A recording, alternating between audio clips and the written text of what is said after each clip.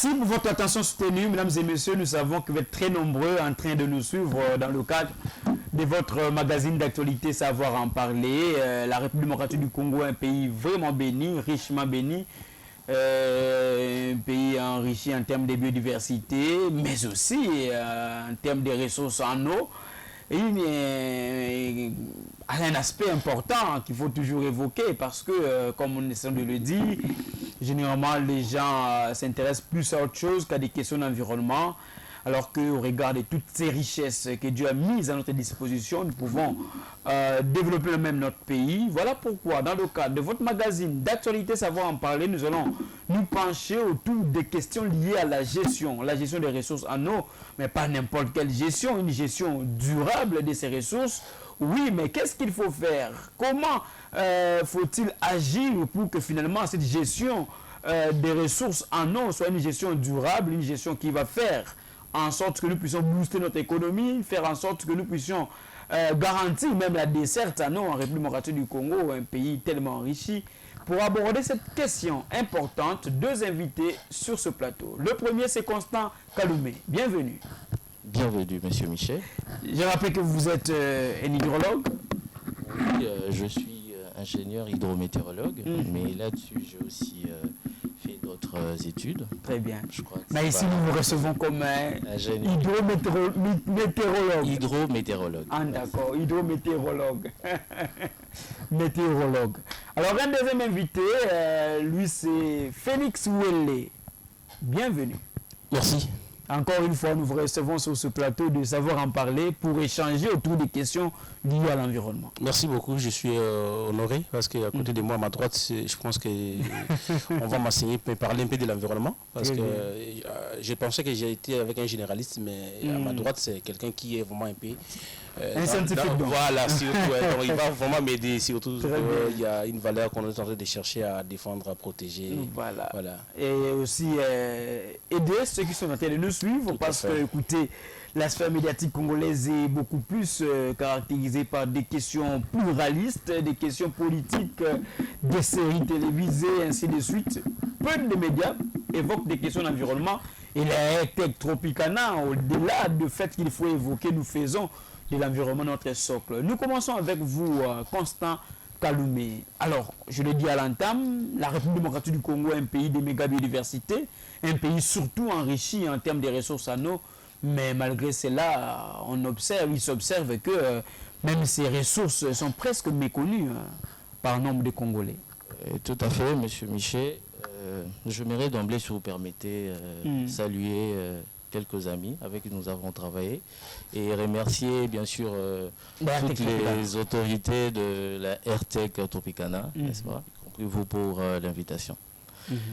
D'accord, donc pour aborder la question de la gestion de ressources en eau en République démocratique du Congo, il est important de le scinder en plus ou moins 3 étapes. La première étape serait l'identification.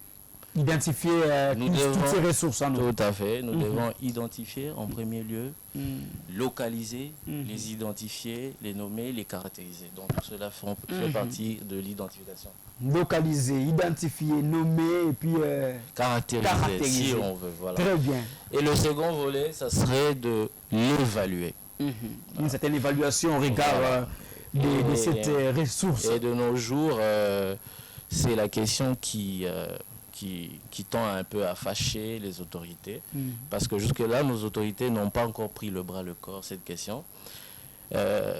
Cependant, vous devez savoir que l'enjeu de ressources en eau, nous disons l'eau c'est la vie, mais vous savez, dans l'horizon 2030, avec l'essor démographique, vous savez que la population mondiale va en croissance permanente, et cela va impacter sur la consommation en eau.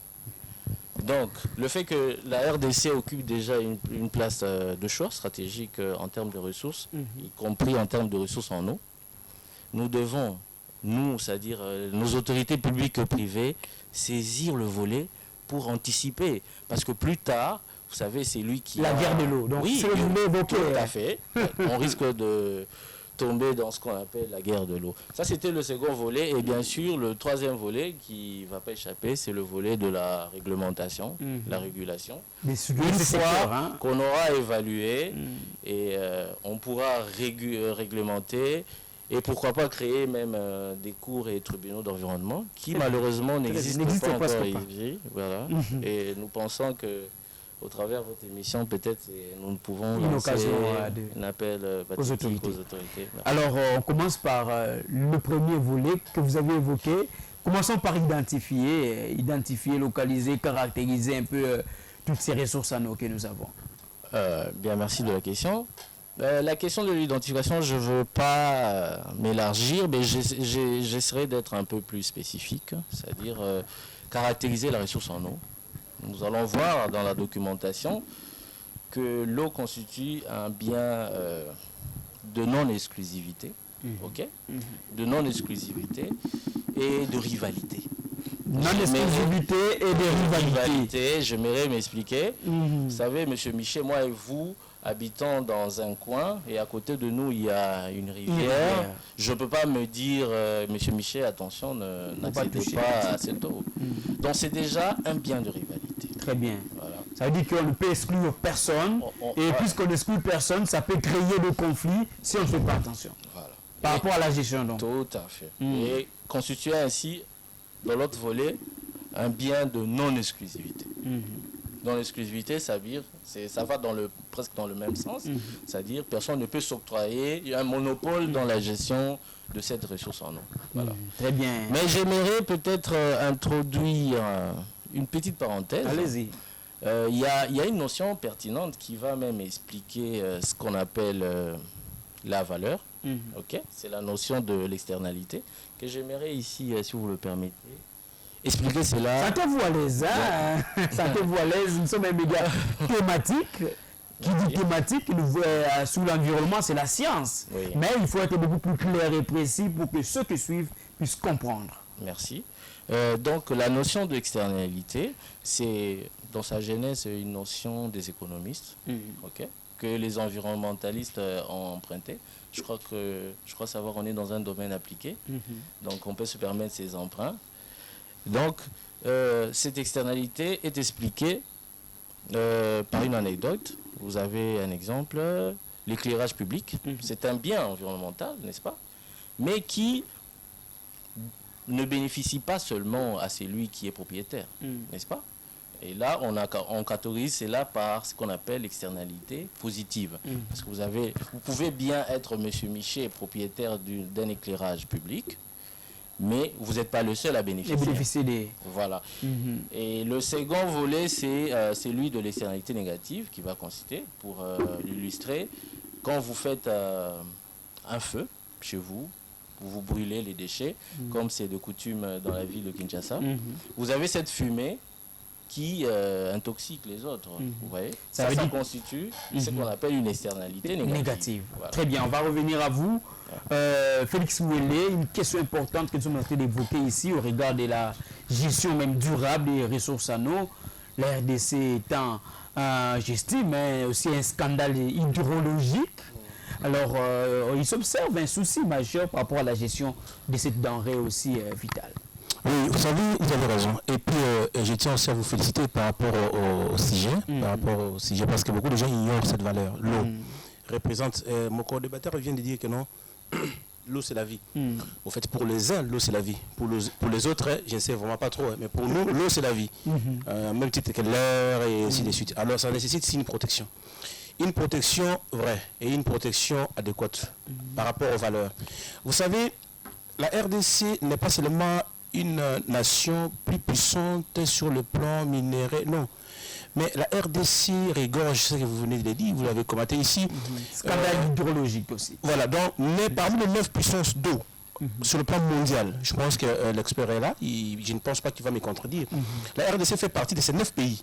Russie, Canada, Chine, donc la RDC parmi ces 9 puissances si je peux compléter, nous possédons aussi de l'eau non saumâtre, c'est-à-dire de l'eau douce. Nous avons un potentiel très élevé en eau douce, c'est-à-dire c'est une eau qui est facile à l'accès puisqu'elle n'est pas très onéreuse en termes de coûts d'exploitation. Ce n'est pas le cas de l'Angola et j'en passe. Voilà. Oui, donc j'étais en train d'en parler, au fait, c'est l'eau douce.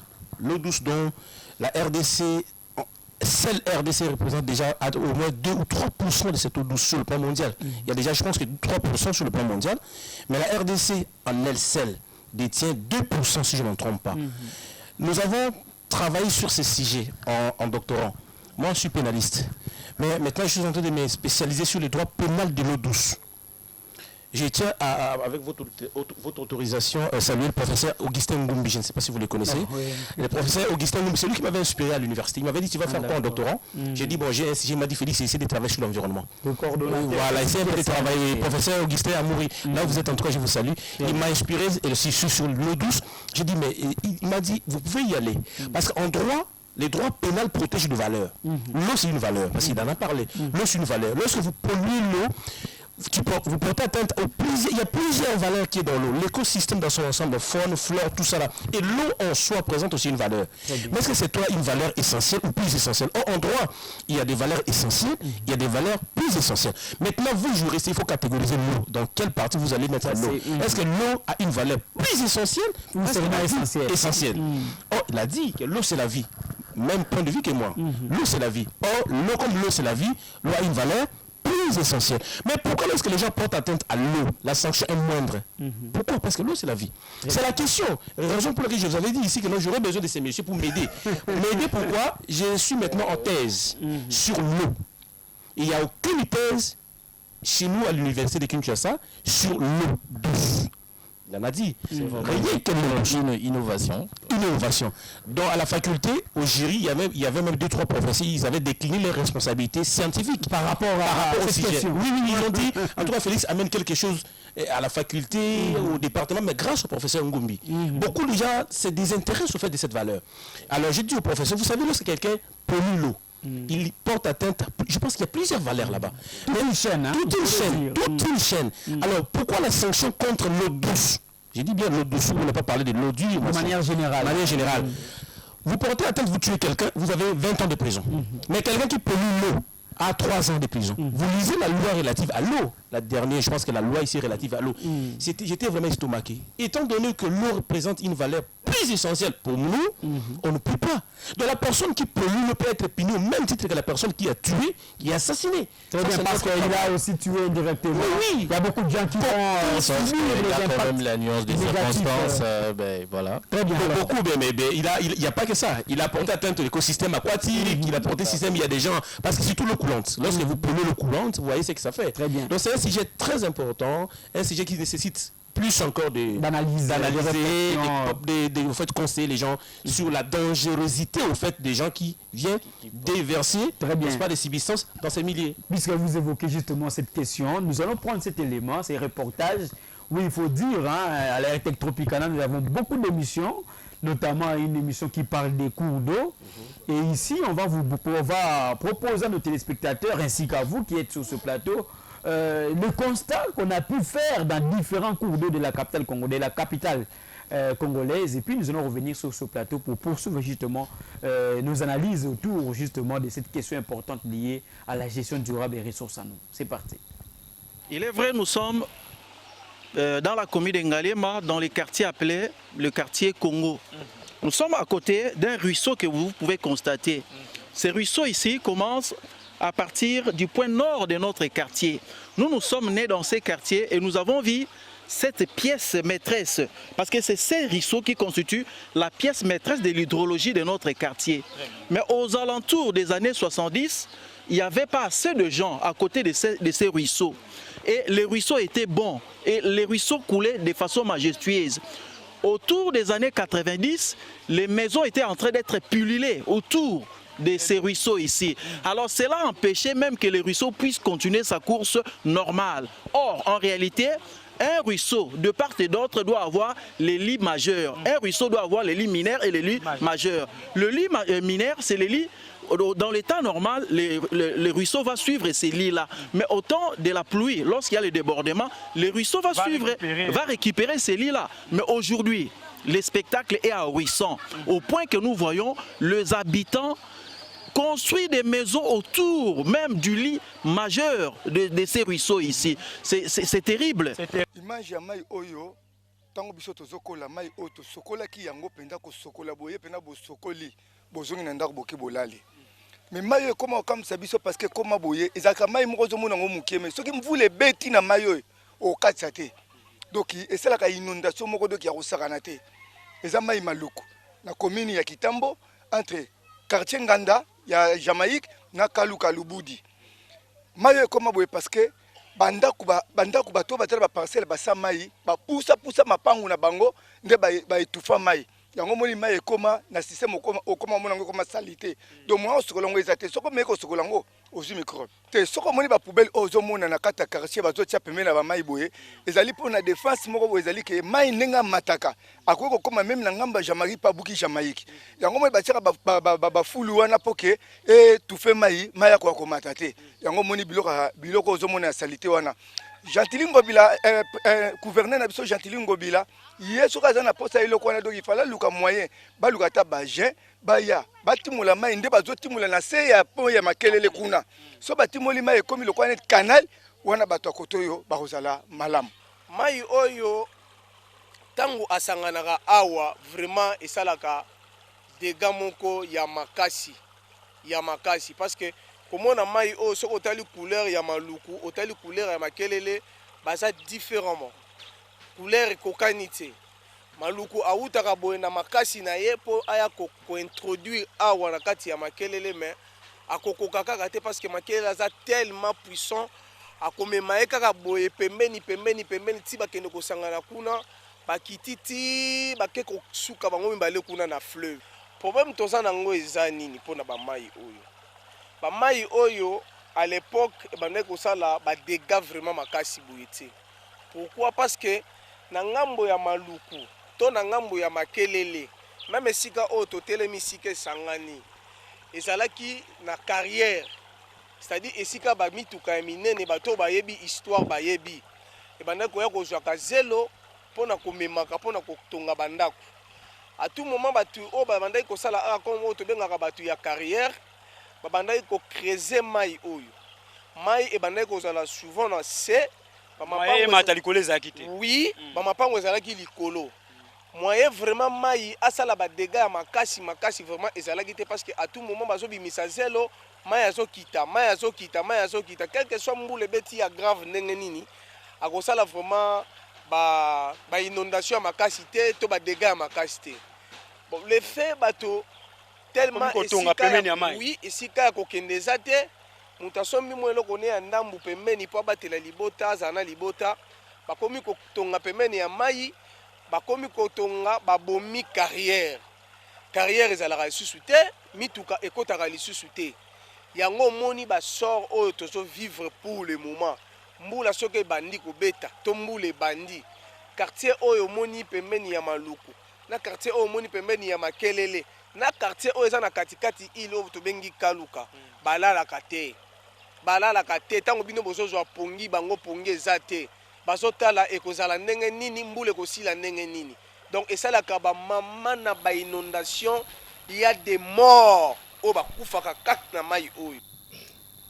Et voilà, nous revenons sur ce plateau. Si vous avez bien suivi les intervenants, on revient sur deux périodes. Soit c'est une période où la même rivière, le même ruisseau, le même cours d'eau ne présentait pas beaucoup de dégâts. Et une autre période, la période actuelle, où l'on observe beaucoup de dégâts qui sont causés justement par des débordements, ainsi de suite. Alors vous êtes expert en la matière, vous êtes un scientifique. Qu'est-ce qui fait qu'aujourd'hui, nous puissions enregistrer beaucoup de dégâts liés justement à tout le cours d'eau que nous avons? Vous savez, M. Miché, il y a un principe hydrologique qui dit on ne construit pas sur le talus, le lit majeur. On ne construit pas. Pourquoi? Simplement parce que cela réduit l'infiltration, n'est-ce pas? Et le second volet, c'est le fait de considérer les quelques affluents. Le monsieur a parlé de rivière Makelele, n'est-ce pas? Le fait que cet exutoire, bien que minime, est embûché par certains rejets de plastique et tout ça, cela peut provoquer, réduire le taux d'écoulement de ces rivières et bien sûr créer des débordements. Mais voilà, mais le problème, je crois, devait être saisi en amont. En amont du problème, on devait urbaniser. Je crois que peut-être aux prochaines émissions, inviter quelqu'un qui a fait l'urbanisme et que l'État devait se saisir de cela. Pour, la question de l'urbanisation. Oui, dans quel site on peut construire, on peut octroyer des sites pour la construction. Dans quel site on ne peut pas construire. C'est ce même phénomène, nous remarquons cela du côté de... Ça concerne le que nous avons. Voilà, avec des pluies extrêmes. En passant, j'aimerais d'ailleurs saluer un spécialiste en matière des phénomènes extrêmes, le professeur Sadissa Faka, oui, qui est un expert en hydrologie et qui lui a fait comme base d'études l'analyse des phénomènes extrêmes. Vous savez, des pluies diluviennes là, avec des très fortes intensités, qui malheureusement devaient être quantifiées et que ces eaux de pluie ne devraient pas rencontrer tous ces malaises que nous avons vus en rapport. Vous évoquez justement les urbanistes. On a reçu autant d'urbanistes ici qui ont eu à tirer la sonnette d'alarme, à orienter, sensibiliser, interpeller les autorités. Mais au-delà de cette situation que vous évoquez avec les constructions anarchiques que l'on observe le long des cours d'eau, il n'y a pas d'autres facteurs qui sont à la base de cette situation que nous sommes en train de vivre ou que nous vivons souvent, surtout pendant la période des pluies. Je crois que...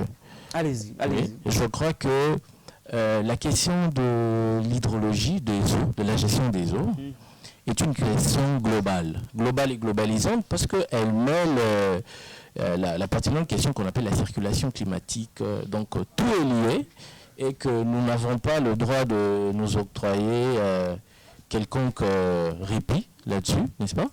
Donc que ce soit le fait de polluer les eaux et de construire sur des talus des lits majeurs, tout ce qui est interdit, tout cela contribue, n'est-ce pas, au désastre que nous sommes en train d'assister. Vous savez, moi j'aime toujours évoquer le principe de la causalité. Les mêmes causes génèrent les mêmes effets. Hein.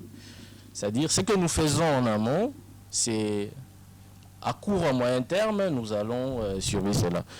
Très bien, donc je reviens à vous, Félix Ouélé, à entendre justement Kaloumé. Il estime que quelque part, ce que nous sommes en train de vivre avec nos cours d'eau, c'est aussi lié au fait que les populations n'arrivent pas aussi à gérer correctement leur milieu naturel, notamment les cours d'eau. Tout à fait. Kaloumé n'a pas tort d'avoir raison par rapport à ce qu'il les avance comme. Il n'a pas tort d'avoir raison. Tout à fait. Il n'a pas tort d'avoir raison par rapport à ce qu'il avance comme ça. Moi, je tiens mordicus là-dessus et puis je le soutiens par rapport à cela. Les gens doivent être éduqués. Vous savez, au Congo, il y a un problème de sensibiliser les gens sur l'environnement, cette valeur-là.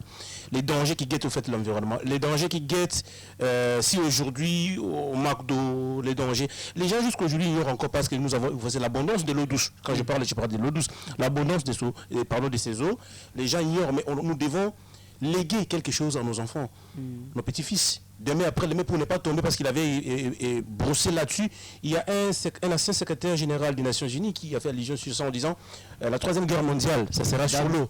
La guerre de l'eau. La guerre de l'eau. Alors, si l'Israël avait mené la guerre de 6 jours, la guerre de Cisjordanie, c'était pour conquérir les plateaux des Golan. Vous savez, c'était pourquoi? C'était pour conquérir l'eau douce. Il a mené cette guerre contre Iran, contre Irak, contre Égypte, contre Liban. Seule nation qui mène la guerre contre 5 nations pour conquérir juste ces plateaux de Golan, récupérer l'eau douce dont les Congolais blaguent avec ça. Aujourd'hui, il y a un problème. Le droit de l'environnement obéit aux principes. Je vous avais dit la fois passée ici. Les principes. Moi, j'aime les principes. J'ai mis un principe évoqué ici, mais je pense que j'ai demandé qu'on puisse me creuser là-dessus pour essayer un peu de voir, parce que je ne connais pas trop. Mais c'est très intéressant. Il n'a pas voulu creuser, mais je lui demanderai même après l'émission de creuser là-dessus. Le principe qui m'intéresse beaucoup, nous avons parmi les 4 principes fondamentaux que moi j'aime, le principe de développement durable, le principe de la précaution les principes de la prévention, le principe de la communication. C'est ça le problème. Et les principes polluer-payer. Parmi ces 4-5 principes, il y a un principe qui me dérange. Et je pense que dans ma thèse, je souhaiterais qu'on puisse supprimer ces principes. Pourquoi? C'est un principe qui consacre en fait un droit au pollueur. Il dit polluer, payer. Le nom l'indique déjà. Donc vous pouvez polluer et vous payez. à condition que vous puissiez descendre. À condition que vous payez. Mais les dangers maintenant de cette pollution, surtout qu'on ne mesure pas la quantité de matière déversée dans l'eau, la qualité aussi de ces substances déversées dans le milieu aquatique. Abordons cette question. Lorsqu'on observe tous les différents cours d'eau que nous avons en République démocratique du Congo, prenons le cas de la capitale congolaise, il y a un dénominateur commun, c'est les déchets. Ça veut dire que toutes nos rivières sont transformées en dépotoirs de déchets de toutes sortes. Ça signifie que s'il faut évoquer ce principe de pollueur-payeur, il faut que l'État puisse créer, comme disons-le, une juridiction qui pousserait ceux qui polluent à payer des amendes, mais pour vous estimez que ça ne serait pas une solution parce que les gens s'activeraient à polluer parce qu'ils savent qu'ils pourront payer quelque chose. Je vais à vous, s'il vous plaît. Vous savez, si les gens... le droit dit nul n'est censé ignorer la loi. Mais la loi doit être vulgarisée, sensibilisée, promulguée, pour que les gens soient au courant que non, voilà, il y a ça, il y a ça, il y a ça. La sensibilisation. En fait, c'était même l'hypothèse de mon travail en doctorat, parce que j'ai travaillé sur ça. La protection de la maison de travaux que l'on range dans des bibliothèques, on ne recourt même pas ces travaux. Voilà, le Congo est équilibré malgré tous les scientifiques que nous avons. Tout à fait. Vous savez, le problème, c'est quoi? J'ai aimé ce que Kalou me l'a dit ici, il faut créer des tribunaux. Mais il y a des questions oui, vous savez, le problème c'est quoi? Même les juges ne s'intéressent pas. Oh, le magistrat, lorsque vous lisez le code de la procédure pénale, le magistrat, lui, dans sa mission, est appelé à chercher les infractions. Mais il cherche quelles infractions, le magistrat? Il cherche là où il y a l'argent. Mais l'intérêt, l'environnement nous protège. Vous savez, le risque c'est quoi? Demain après-demain, le risque c'est quoi? Les Tchadiens sont prêts à passer, vous le savez, ça va voilà. Maintenant, c'est les gens qui déversent des ordures dans l'eau, dans le cours d'eau. Les toilettes, n'est-ce pas? Vidées. Vous avez des véhicules, ça s'appelle comment? Ce véhicule vidage, voilà. Il part, il pique, il vient avec, il déverse, il paye. Voilà, il paye maintenant. Vous savez, les dangers, c'est quoi? Les dangers, c'est quoi? C'est grave. Aujourd'hui, vous êtes malade, on cherche, on ne sait pas. Un jeune a un problème de rein. Ça vient d'où? Le problème de rein, ça vient d'où? J'ai analysé, j'ai fait des études sur ça avec le professeur Moussibo, je salue de la faculté. Vos professeurs. Oh, je les aime pas. Ce sont des scientifiques. Mais écoutez, nous ne sommes pas aussi, nous encourageons les professeurs à continuer des recherches, s'il vous plaît. Ce sont des scientifiques, mais nous voudrions que cette science puisse contribuer au changement, au développement de la République démocratique du Congo. On va avouer, il y a cela quelques jours seulement, on a célébré les 60 ans. Si vous voulez, d'ici là, ça sera un mois qu'on a célébré les 60 ans d'anniversaire de la République démocratique du Congo depuis son accession à l'indépendance. On vous dit qu'à l'époque, là, il n'y avait pas assez de scientifiques, mais le Congo vivait un peu. Mais maintenant là, que nous avons des scientifiques, les choses ne vont que se détériorer, donc ça ne va pas. Nous sommes encore avec vous, apparemment vous... Merci, mais je pensais que vous étiez avec... Non, je suis là. Voilà, tu vois, il dit, vous arrachez la parole, vous monopolisez ensemble. Non. Il y a un timing. Ok, merci. Vous êtes dans le timing. Vous avez parfaitement raison, mais le problème se situe à quel niveau? Le problème se situe au niveau d'un principe parmi les 4 principes fondamentaux du droit de l'environnement. C'est ce principe de la communication. C'est là où le bas blesse. Les gens doivent être informés, éduqués sur cette valeur de l'environnement. Vous savez, l'environnement regorge plusieurs valeurs. Je vous ai parlé ici. J'ai dit plusieurs. Ce qui me concerne, pardon. L'eau, c'est la vie.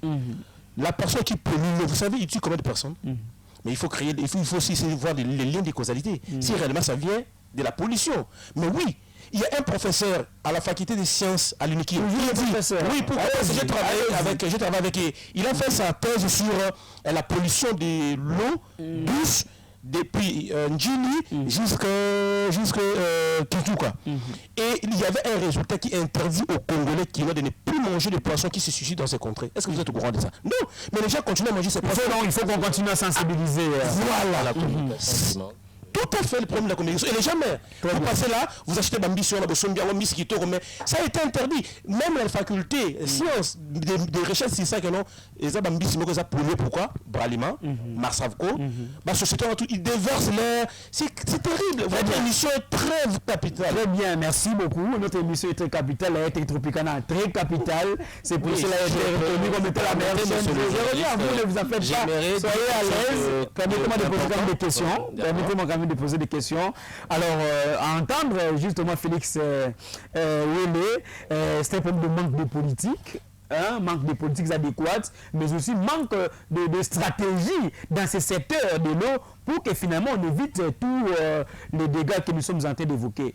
Oui, tout à fait, M. Michel. Vous savez, nous n'allons pas créer la roue.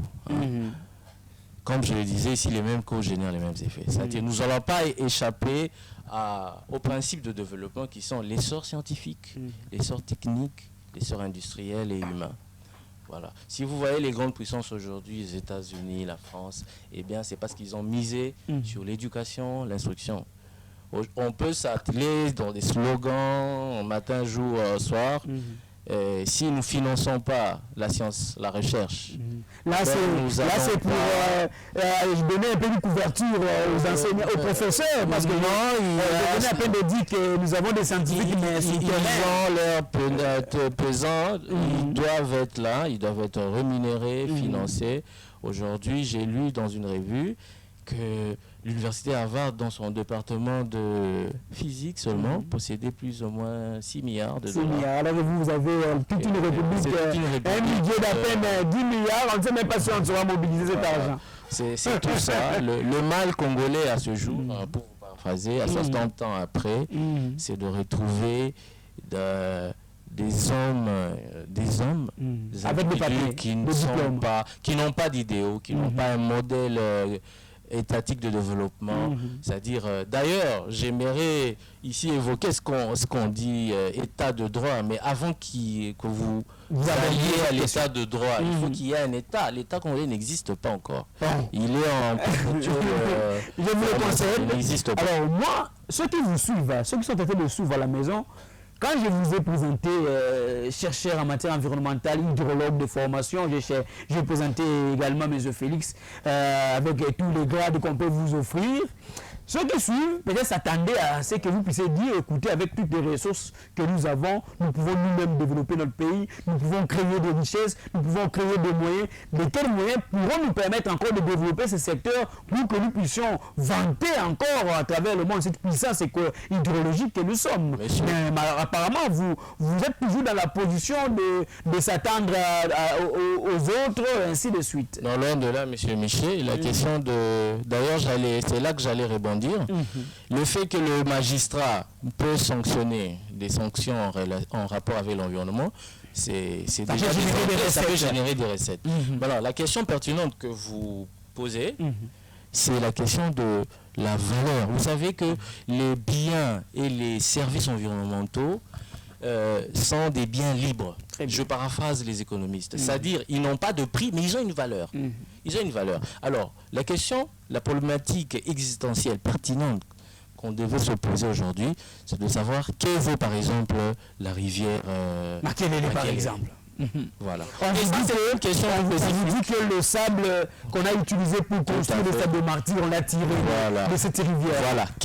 Quelle vaut aujourd'hui la valeur? Quelle est la valeur de l'Akivu? Voilà. Avec le métal que nous avons. Voilà.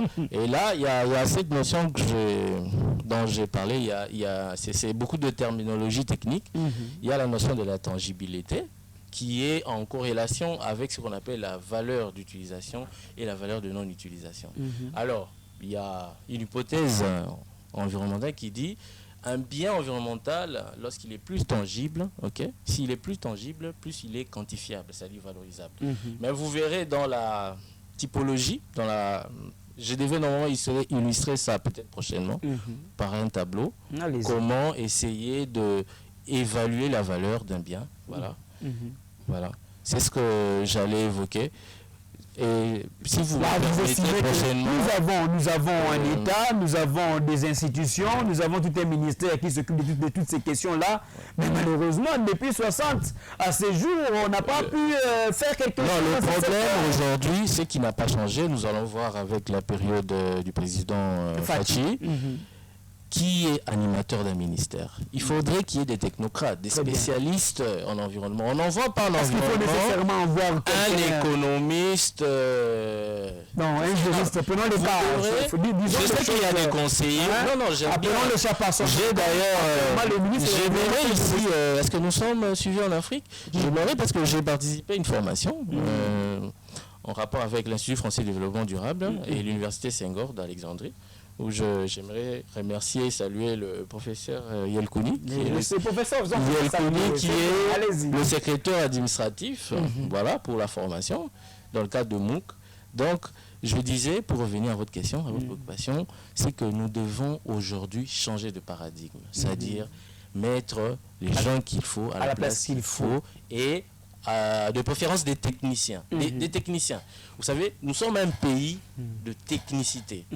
Nous ne sommes pas encore un pays de conception, parce qu'on ne conçoit rien. On ne conçoit rien. Je veux illustrer un petit exemple pour finir. Vous avez... pas, nous sommes l'émission continue. Oui, bien que c'est un exemple qui n'est pas vraiment en rapport avec l'hydrologie, c'est la problématique de la Saucire. La Saucire, à sa genèse, était une entreprise créée en Italie, qu'on a transplantée, vous savez, et on n'a pas tenu compte de la nature du brut que nous avions ici. Ça crée aussi un problème. C'est-à-dire, nous sommes un pays où nous ne sommes pas encore au niveau de créer, de modéliser un modèle conceptuel unique, un modèle made in RDC. Il faut que nous arrivions. C'est ce qui fait que nous n'existons pas dans le concert scientifique des nations. Malheureusement, il faut le dire, et peut-être par votre émission interpeller les autorités qui puissent mettre les moyens, hélas. La recherche, ce sont les moyens. Disposez-nous des laboratoires, disposez-nous la documentation. Je plains. On souffre d'un reste de documentation. Alors, il faut que je le dise. J'espère que vous êtes satisfait du temps qu'on vous a accordé pour vous exprimer. Et je comprends que ce n'est pas FCC Cash. Alors, Félix Ouélé, parlons maintenant même de cette gestion même de ces ressources à nous, parce qu'apparemment vous entendre, c'est comme s'il n'existait pas de politique, je reviens sur ça, une politique adéquate par rapport à la gestion même de ces cours d'eau. Est-ce que c'est normal qu'un pays comme la République démocratique du Congo puisse avoir une population qui souffre en termes de déserts? C'est inacceptable. Inacceptable pour un beau pays comme la RDC. Si vous arrivez même, pas seulement... Ça, c'est le premier volet de la question, allez-y. Le premier volet, voilà. Mais pas à qui c'est seul, même à l'UPN, même à Pigeon. UPN, Pigeon, il y a un problème d'eau. Est-ce que vous trouvez ça normal? Sommes-nous des Congolais? Vous allez plus loin, ici, à Nguérengué, les gens souffrent. Voilà, ici, à Nguérengué, les gens souffrent. Le problème se pose en amont déjà. Vous savez, comment vous voulez fournir de l'eau? C'est une bonne chose. À qui vous allez fournir cette eau? Ils sont combien? Vous avez la notion de la population de saturation, qu'on n'a pas encore évaluée. Mais la population depuis les 1960 jusqu'à ce jour est à combien? Voilà, ça pose un problème politique dans le sens, non? Très bien, attendez qu'on vous remette la parole, hein, sinon Félix n'aura pas aussi le temps de s'exprimer comme il se doit. Alors, c'est ça le problème. C'est fondamental, essentiel, il est considéré par... Votre émission me bénit parce que j'ai trouvé quelqu'un qui va m'accompagner lors de la rédaction de ma thèse. On doit être sincère scientifiquement, personne n'a le monopole de la science. Même si vous trouvez quelqu'un qui développe quelque chose que vous ignorez, il faut s'attacher. Vous savez la valeur, bon là on va en parler. Je réponds à la question. Voilà. Je réponds à la question. Vous savez, c'est inacceptable. C'est inconcevable. Professeur Bakambe a toujours dit, quand il nous enseignait en deuxième année d'éducation, il dit, je vais aller chez les êtres normaux. J'ai dit au professeur, les êtres normaux? Oui, en Europe, ils les appellent des êtres normaux. Mais ici, nous sommes, vous savez comment il nous qualifie? Il dit, nous sommes des bonobos. Il dit, bon, je suis chez les bonobos. Il disait ça pourquoi? Prenez seulement ces cas d'eau douce au Congo. Et regardez, il n'y a pas d'eau, l'eau coule tantôt plus tôt, ce n'est pas normal. Dire qu'il n'y a pas une politique criminelle de lutte contre de la gestion de l'eau douce ou de l'eau en général, je dirais non. S'il n'y en avait pas, on aurait dû parler de l'anarchie. La politique criminelle existe toujours, raison pour laquelle dans ma thèse, ensemble avec le professeur Ngumbi, Augustin Amourier, mon professeur Citadin, je salue aussi, j'ai préféré de parler de la politique criminelle de lutte contre la pollution de l'eau douce coulante en RDC. Et c'est cette politique qui existe. Vous voyez, vous me posez une question comme si vous étiez avec moi quand je concevais le sujet. Mais c'est cette politique qui existe, de la gestion. Oui, ça existe. Mais est-ce que c'est efficace? Le problème qui se pose de cette politique, c'est l'efficacité. Non. Pas seulement l'applicabilité, l'efficacité. Pour parler de l'applicabilité, c'est autre chose. L'efficacité, on doit appliquer. Il y a une étude sur, oui, il y a une étude d'efficience, l'effectivité de l'applicabilité. Ça, c'est ça. Prenons le cas dont vous évoquez l'applicabilité de ces textes. Mais pour que les textes soient appliqués très bien, il faut rentrer dans le principe de quoi? La communication. Il faut sensibiliser les gens par rapport à cela. Pour que ça passe très bien. La prise de conscience. La prise de conscience de chacun. Cette politique existe, mais il y a beaucoup de ratés dans cette politique. Surtout en ce qui concerne l'eau douce coulante. J'ai lu cette loi de 2015 pourtant relative à l'eau douce. C'est terrible. Cette loi n'avait pas une vocation environnementaliste. Pour moi. Cette loi n'avait pas une vocation environnementaliste. Si vous lisez cette loi, moi je suis juriste, je suis pénaliste. Je suis avec le professeur à la faculté de droit, on enseigne. Cette loi n'avait pas une vocation environnementaliste. Vous savez pourquoi? Si cette loi avait une vocation environnementaliste, on n'aurait dû pas aujourd'hui parler de la gestion, la mauvaise gestion des ressources. Et ils se sont cantonnés, ces politiciens-là, ici au palais du peuple, ils se sont cantonnés seulement. Quiconque aura, je ne sais pas, orienté l'eau sera puni. Pourquoi? Parce qu'ils ont appris que les Tchadiens sont prêts à transférer nos eaux, à demander. Ils n'ont pas. Et puis il y a des gens qui disent que non, les Tchadiens sont même prêts à faire la guerre de RDC. Pour nous tirer d'affaire, on nous dit c'est question de temps. On risque, les Tchadiens vont prendre de l'eau. Parce qu'ils ne vont pas accepter de tomber, de mourir. Très bien. Moi, je dis aux gens, moi, je passe le message aux Congolais de ne pas avoir peur des Tchadiens. Les Tchadiens sont rignés. Mobutu a envoyé des militaires, mon grand frère était envoyé au Tchad, ils ont fait non, dans une politique de la guerre, le Rwanda ici, c'est un dirigeant et puis voilà, machin, tout ça. Alors, vous savez le problème c'est quoi? Lisez cette loi encore, tu verras que non, juste au niveau interne, vous savez, il paye combien? Mais quel dommage, dommage causé dans l'environnement, bien. Mais la loi et ces gens-là, ils n'arrivent pas à appliquer correctement ce que la loi dit. Mais maintenant, s'il faut appliquer ce que la loi a dit, d'abord la loi elle-même pose problème. Comment vous allez l'appliquer? C'est une loi pour nous bidon. Pourquoi cette loi n'avait pas une vocation environnementaliste? Parce que l'environnement, c'est une étude des valeurs. Vous avez dit des valeurs de l'environnement. La loi avait une vocation économique. Lisez cette loi. Économique et plus politique. Voilà, économique et politique. Mais nous voulons qu'ils mettent en place une meilleure politique de la gestion en ressources d'eau. Une politique adéquate. Mais vous aviez dit tantôt que cette politique existe déjà, mais malheureusement, c'est un problème d'homme. On ne sait pas appliquer cette politique parce que si on essaie de descendre sur le terrain, on voit un peu ces petits peuples, ce qui fait de nos rivières. Les rivières, j'ai lu, tantôt sont transformées en dépotoirs, des déchets et toutes sortes, parce que déjà, le problème de la gestion des déchets se pose dans la ville province de Kinshasa. Ça signifie que ça sera un problème. Et si on ne fait pas attention, on ira de problème en problème par rapport à ces secteurs. Vous savez, cette politique existe, mais le problème, c'est on doit réformer. Vous savez, ça c'est inadapté par rapport, parce qu'il a parlé de taux de la population, tout ici. Ça demande encore une étude sur ça. Cette politique criminelle doit être adaptée à la réalité congolaise, n'est-ce pas?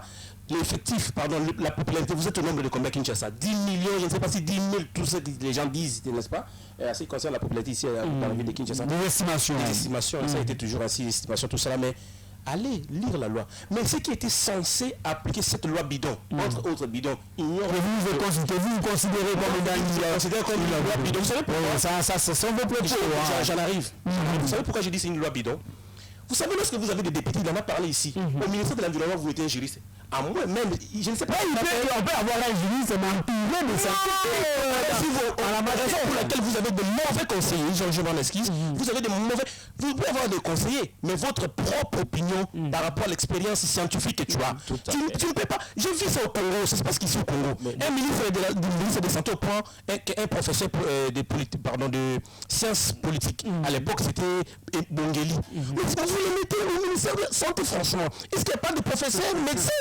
Aujourd'hui, au ministère de l'Environnement, on l'attaque pas, c'est notre ministre, mais on doit quand même, comme vous l'avez dit ici, mettre l'homme qu'il faut à la place qu'il faut. On en a besoin. Pourquoi?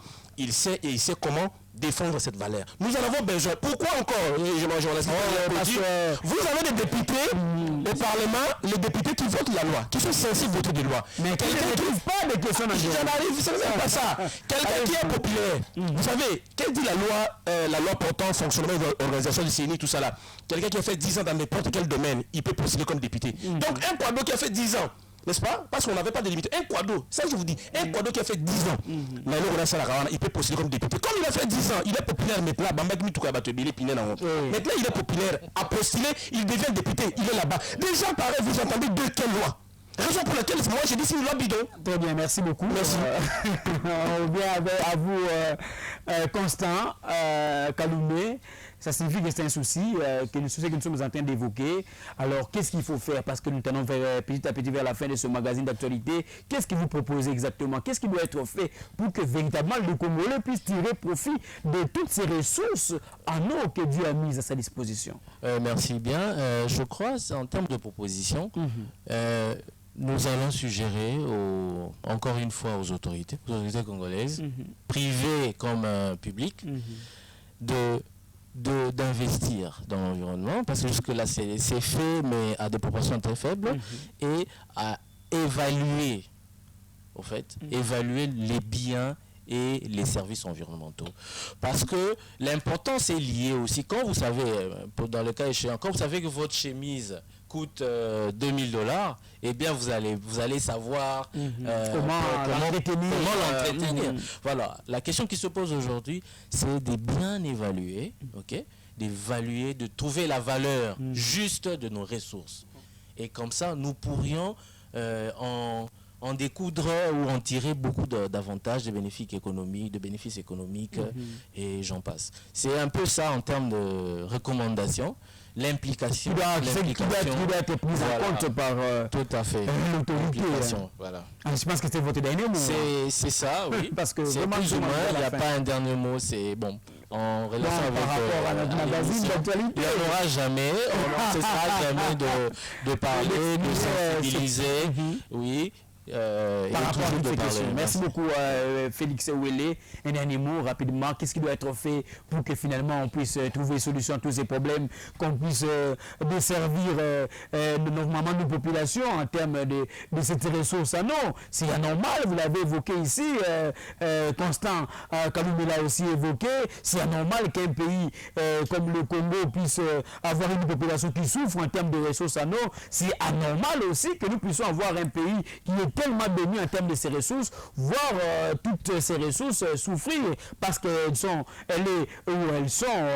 mal gérées, transformées en dépotoirs de déchets de toutes sortes, ressources en eau dont le lit est toujours envahi par des constructions anarchiques, d'où il faut une politique. Qu'est-ce qui doit être fait finalement, d'après vous? En tout cas, il y en a beaucoup. Mais comme le temps fait défaut... Essayez de se conscrire, prenez l'essentiel. Comme le temps fait défaut, je recommande d'abord aux autorités. D'abord, les autorités, comme Kaloumé l'a dit, les autorités doivent prendre conscience au fait du danger qui guette l'environnement.